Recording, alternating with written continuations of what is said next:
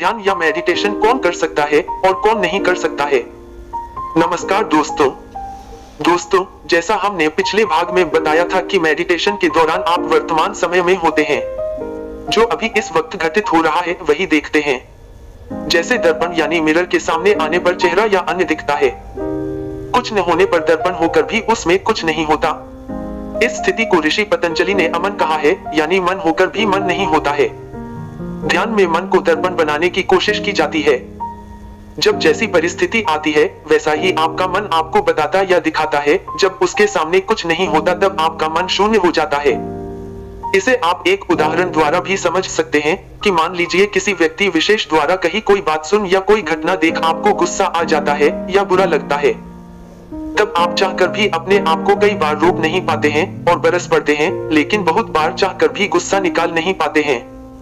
इन दोनों ही परिस्थितियों में अब वह व्यक्ति जब भी आपके सामने आएगा तब आपका मन आपको पिछली बात या घटना की याद दिला देगा, या कोई मिलती जुलती बात सुन या घटना देख आप बिना सोचे समझे गुस्से से भर उठेंगे।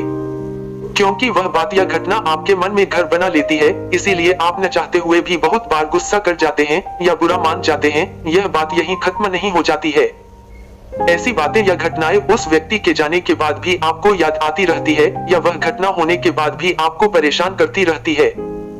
आप सोचने को मजबूर हो जाते हैं कि उसने आपको ऐसा क्यों और किस लिए कहा, या आपके साथ या सामने ऐसा क्यों हुआ, इसमें आपकी क्या गलती थी। जब आप यह सब सोचते हैं तब अंत में आप इस निष्कर्ष पर पहुंचते हैं कि वह इंसान गलत है, उसकी सोच गलत है, जबकि आपकी कोई गलती नहीं थी। इस निष्कर्ष पर पहुंचते ही आप गुस्से और नेगेटिविटी से भर उठते हैं। आपके मन में ऐसी बातें क्यों घर कर जाती हैं? आइए जानें। यह सब आपके साथ इसलिए हो रहा है क्योंकि आपका दिमाग या मन या सोच कोर्स की किताबें या फार्मूला या लेसन या प्रश्न उत्तर याद कर करके मशीन बन गया है। इसके अलावा बार बार आपको कहा जाता है कि इस काम या क्रिया को अपनी आदत बना लो। आपको पढ़ाई की किताब की तरह या आदतानुसार किसी की कही बात याद रह जाती है या देखा याद रह जाता है। आपके जीवन में ऐसी लाखों बातें या घटनाएं आपके मन में चाहते न चाहते हुए घुसती चली जाती हैं। आपको इसके बारे में 1% भी एहसास नहीं होता कि आपके मन में इतना कचरा भरा हुआ है। मन क्या है? मन को आप एक बहुत ही बड़ा या असीमित स्टोर रूम मान सकते हैं, या एवरेस्ट की तरह बर्फ का पहाड़ मान सकते हैं। वैसे मन को बर्फ का पहाड़ मानना उचित जान पड़ता है। जैसे जैसे आपकी उम्र बढ़ती जाती है वैसे वैसे आपके जीवन के खट्टे मीठे अनुभव, दृश्य, बातें और सोच आसमान से गिरती बर्फ की तरफ आपके मन के पहाड़ को ऊंचे से ऊंचा करती चली जाती हैं। आप में जब भी सोच या गुस्से का वेग या तूफान आता है तब वह बर्फ पिघलकर सुनामी का रूप ले या बर्फीले तूफान का रूप ले आपको या आपके कारण आपके आसपास के लोगों को परेशान करती है। जब ऐसी बर्फ लगातार पर्वत को ऊंचा घंटों या दिनों में करना शुरू कर देती है तब आपको शारीरिक और मानसिक बीमारी परेशानी घेरने लगती हैं। ऐसे इंसान को ही एंजाइटी, डिप्रेशन या अन्य प्रकार की मानसिक या शारीरिक बीमारी आ घेरती है, या इन्हें ही गुस्सा या सोच अधिक आती है, नींद कम आती है या सपने बहुत आते हैं, नेगेटिविटी बढ़ती जाती है, हमेशा कमी पर नजर जाती है या कमी ढूंढते हैं क्योंकि सोच वर्तमान की सच्चाई को मानने को तैयार नहीं होने देती है। ऐसा इंसान जब सोशल मीडिया में कोई इलाज ढूंढने निकलता है तब उसे ज्यादातर ऐसे ऑडियो, वीडियो या सलाहकार या वक्ता मिलते हैं जो यह सलाह देते हैं कि आप शारीरिक व्यायाम या योग करें, इससे आपकी शारीरिक एवं मानसिक दोनों प्रकार की परेशानी ठीक हो जाएंगी।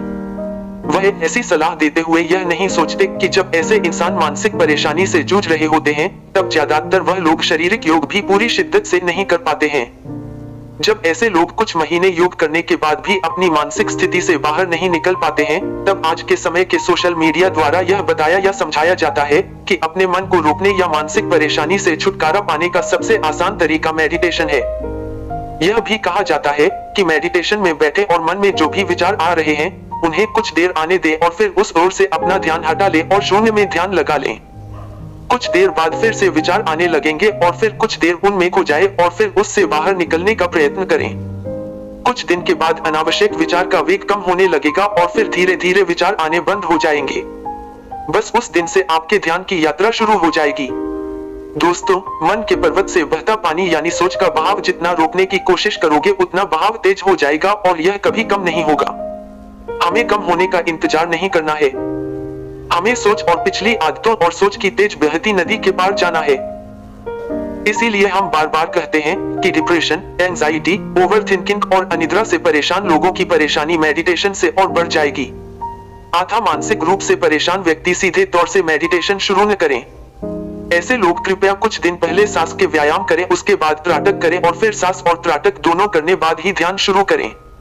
वह इंसान जो वर्तमान में रहते हैं, जिन्हें कोई मानसिक बीमारी या शारीरिक बीमारी नहीं है, आम सोच रखते हैं, गुस्सा कम या नहीं आता है, सांस सामान्य रूप से लेते हैं, जिम या योग करते हैं, केवल वह ही मेडिटेशन सीधे तौर पर शुरू कर सकते हैं। योग और सांस के व्यायाम साथ करेंगे तो फायदा होगा। आपका ध्यान जब सांस पर होगा तब आप अपने वर्तमान में जी रहे हैं। सांस लेना मतलब प्राण लेना और सांस छोड़ना यानी जीव छोड़ना है। जब आप अपने श्वास पर ध्यान देना शुरू करते हैं तब आपकी सांस स्वयं ही लंबी और गहरी होती चली जाती है। यह होना ही आपके ध्यान को बढ़ाता है। आप सांस हमेशा वर्तमान में लेते हैं और जब आप अपने वर्तमान में होते हैं तब आपका मन नहीं रहता।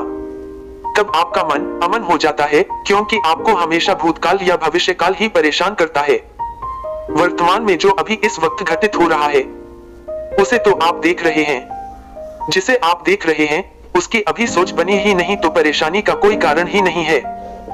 तभी तो आध्यात्म कहता है कि हमेशा वर्तमान में रहो। जैसा हमने अभी कहा कि डिप्रेशन, एंजाइटी, ओवरथिंकिंग और अनिद्रा से परेशान लोगों की परेशानी मेडिटेशन से और बढ़ जाएगी। क्यों? यह अगले भाग में बताएंगे। वह बताएंगे जो शायद आपने पहले कभी सुना नहीं होगा या किसी ने बताया नहीं होगा।